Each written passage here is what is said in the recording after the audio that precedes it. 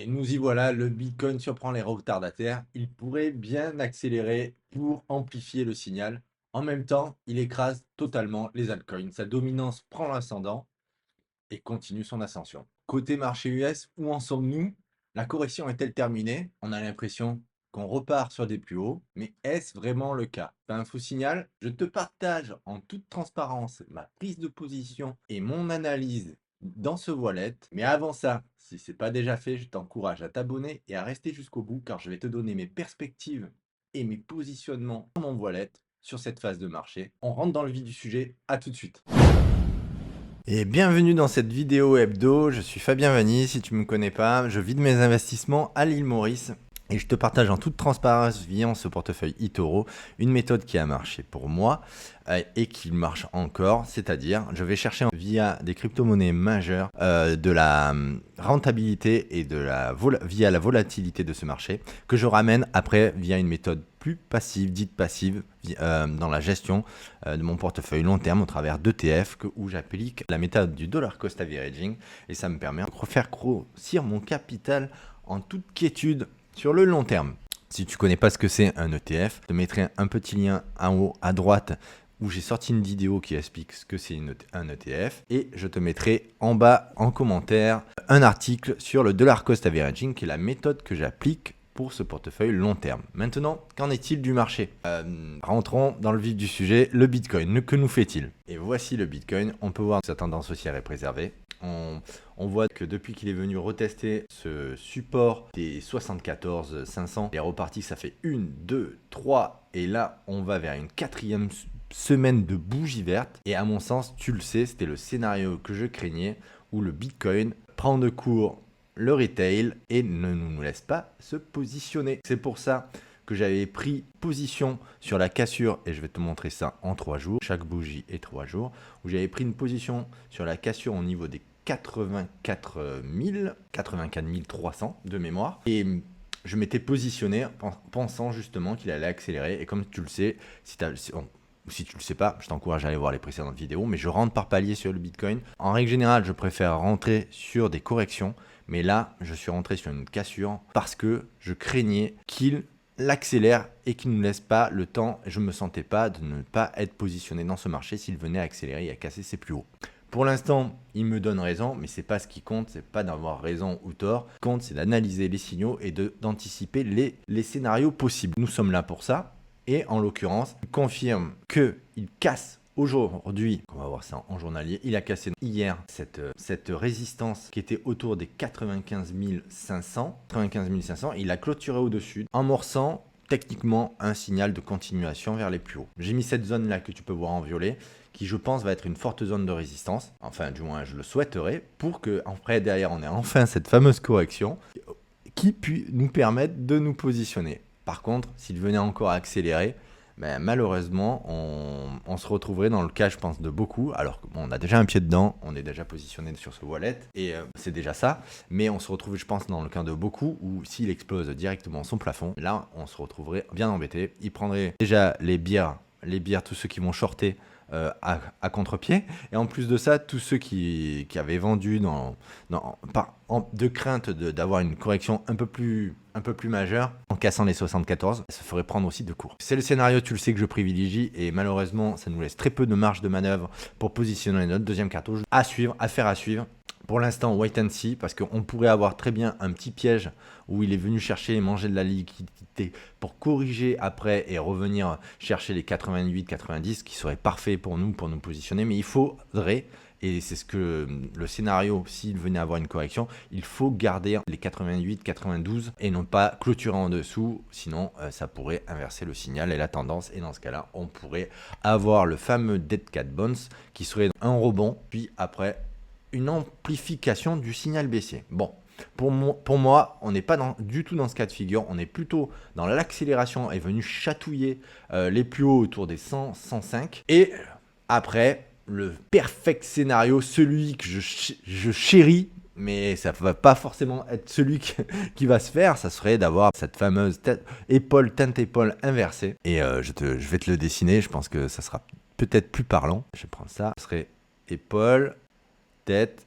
épaule, on viendrait chatouiller les plus hauts, on continuerait et pour casser un peu plus tard notre fameux ATH. Et là, ce serait vraiment le scénario parfait parce que ça nous permettrait tranquillement d'accumuler dans cette zone-là. Est-ce qu'il va nous laisser faire ça? Je ne sais pas.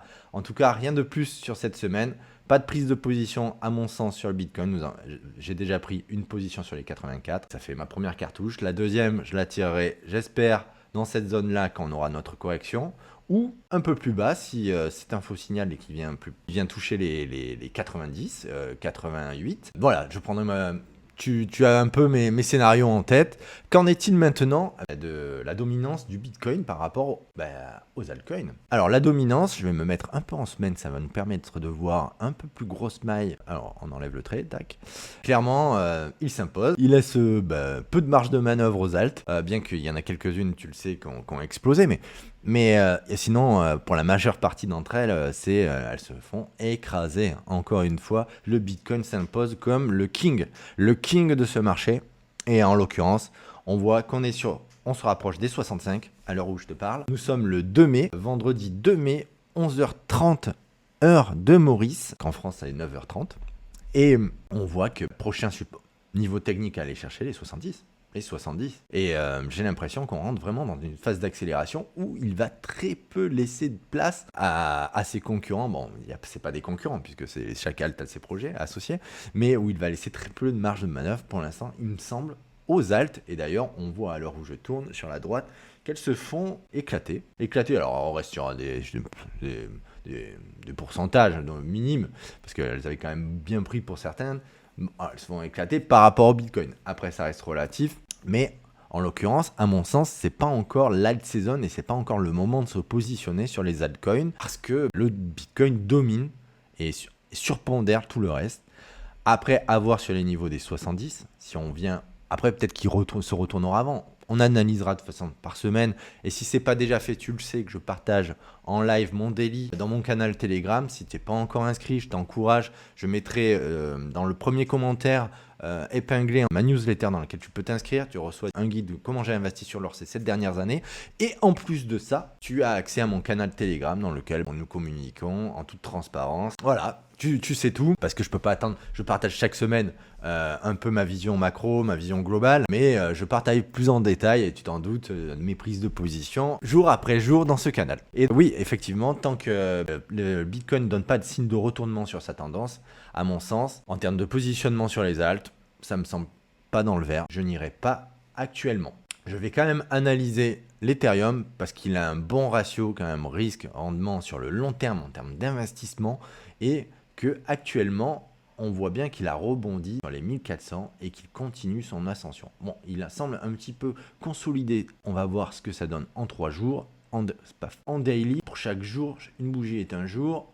Oui, on voit là, voilà, qui un peu comme le Bitcoin qui freine un petit peu son ascension. Il n'a pas donné de signe comme le Bitcoin, lui, qu'il est plutôt réservé. Il reste sous les 1800. Voilà, il oscille entre 1800, 1900 et c'est 1700. Ouais, alors, à voir s'il casse les 1870, 1890. Ça pourrait être un signal d'aller chercher les 2000, 2100. Ouais, ça pourrait être un joli signal. Mais après, il va être vite confronté à cette moyenne mobile. Et aussi, qu'en est-il de l'Ethereum versus BTC? Je rappelle, tant que cette courbe diminue, ça veut dire que investir sur le Bitcoin est plus avantageux que d'investir sur l'Ether. En l'occurrence, là, on voit qu'il est en train de consolider légèrement. C'est pas probant. Bon, il n'y a pas de signal, mais on voit quand même que dans cette zone, il ralentit. Alors après, est-ce que si une cassure des 0,19560 pourrait être un signal d'accélération, de reprise de l'Ethereum sur le Bitcoin? À surveiller, je surveille au jour le jour parce que ça reste quand même un actif que j'apprécie, l'Ethereum. Et pour le reste, je n'irai pas avoir d'autres altcoins parce que, comme tu l'as vu, la dominance crasante pour le Bitcoin et c'est lui qui donne le là. En ce moment, pas besoin d'analyser, à mon sens, d'autres crypto-monnaies. Nous restons dans ce cadre. Maintenant, tu le sais que moi, je surveille comme le lait sur le feu les indices, notamment le marché américain. Bon, d'une part, parce que c'est le marché américain qui donne le là un peu sur l'économie mondiale. Et aussi parce qu'il y a une forte corrélation avec le Bitcoin depuis la sortie des ETF. Qu'en est-il du marché US? On regarde le marché US, le SP500, que nous fait-il cette semaine? Regardez, je vais me mettre en 3 jours. Et en 3 jours, je trouve que c'est vraiment flagrant. On vient buter, voilà. On vient buter cette résistance et en même temps, on réintègre la moyenne mobile des 100. En semaine, qu'en est-il? En semaine, rien de plus flagrant. Tu vois que j'ai dessiné des supports, les résistances et qu'effectivement, ils sont assez pertinents. On ne peut pas dire que le rebond est terminé pour l'instant. Le signal est vraiment pas clair à mon sens. Par contre, moi, je reste vigilant à un potentiel retournement de marché. Il est tout à fait probable qu'on ait eu ce rebond directement sur cette résistance et qu'on vienne cracher beaucoup plus bas. Ça sera un signe, faire à suivre.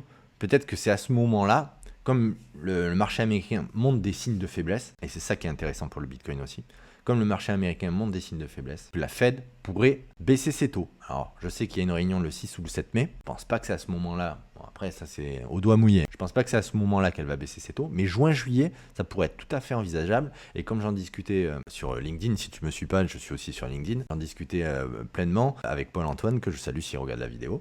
On a via des commentaires où je vois plus une diminution en juin-juillet, ce qui pourrait, je pense que c'est partagé, accélérer après par création de monnaie. Accélérer, s'il y a diminution des taux, accélérer la croissance et donner un peu plus d'énergie au marché. À voir ce que cela fera, mais pour l'instant, en termes d'analyse technique pure, là, on se heurte directement à cette résistance. Et à mon sens, vigilance, on peut très bien revenir corriger et chercher ce support des 5000, 5002. À voir.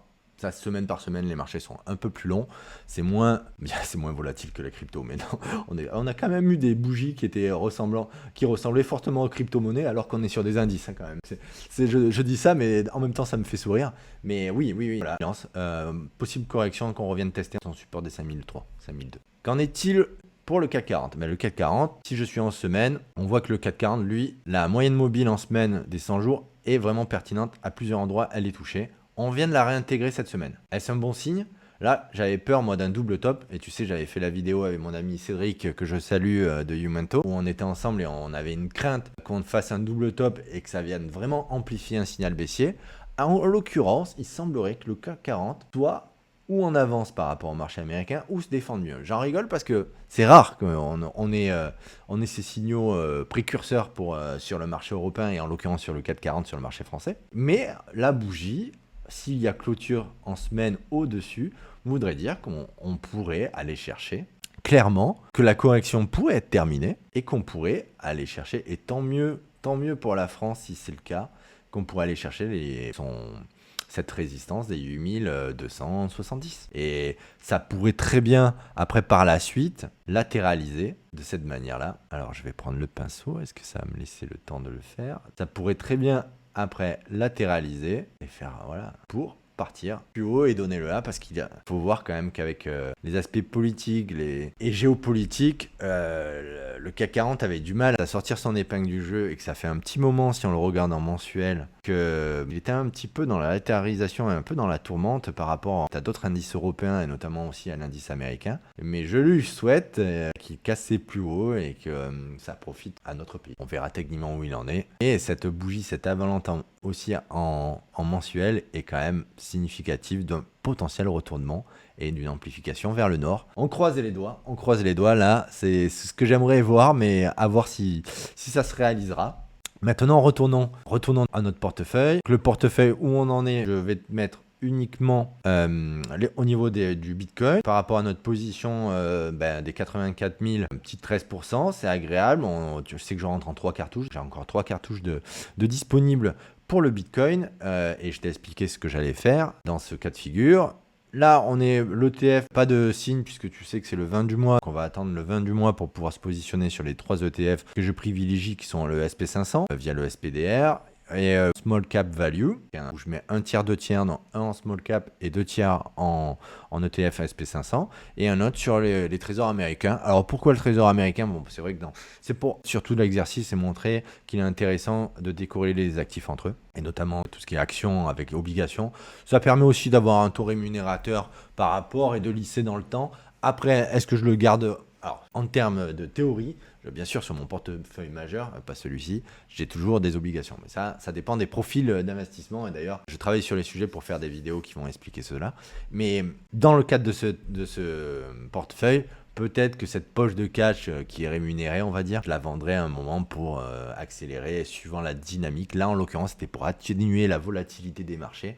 Et je suis content d'en avoir eu parce que, avec ce que l'on a subi sur le SP500 et sur les crypto-monnaies, avoir quand même du cash en réserve plus des obligations, ça te préserve d'une volatilité importante. Je pense avoir fait le tour, pas de grandes nouveautés. On va aller faire un petit tour des commodities et du pétrole, tiens, j'avais oublié. Pétrole, comme tu sais, le pétrole a fait son signal vers le bas. Il va certainement osciller entre ce support des 55 et la résistance, maintenant nouvelle résistance des 65, à voir ce qu'il range et quel sera le mouvement sur du plus long terme. Pour l'instant, rien de nouveau, du coup Total suit un peu le cours du pétrole puisqu'on est très corrélé au cours du pétrole, d'où ça tourmente. Et en même temps, les commodities, voilà, on a ce wedge qui s'est dessiné, qu'on oscille entre le haut et le bas. On vient de taper chirurgicalement le bas du wedge et maintenant on se resitue au milieu. À voir si, à surveiller comme le lait sur le feu, puisque tu sais que c'est ce qui, à mon sens, va donner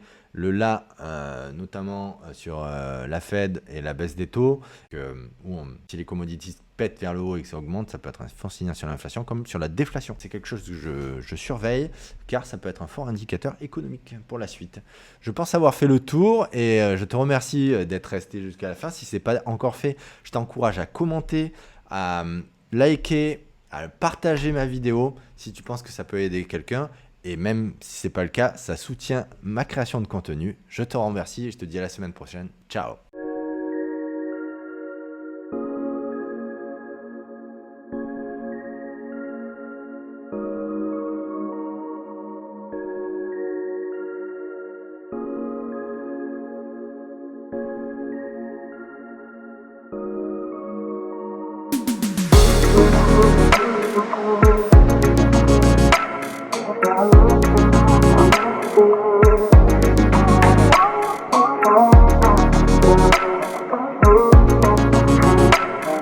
Thank you.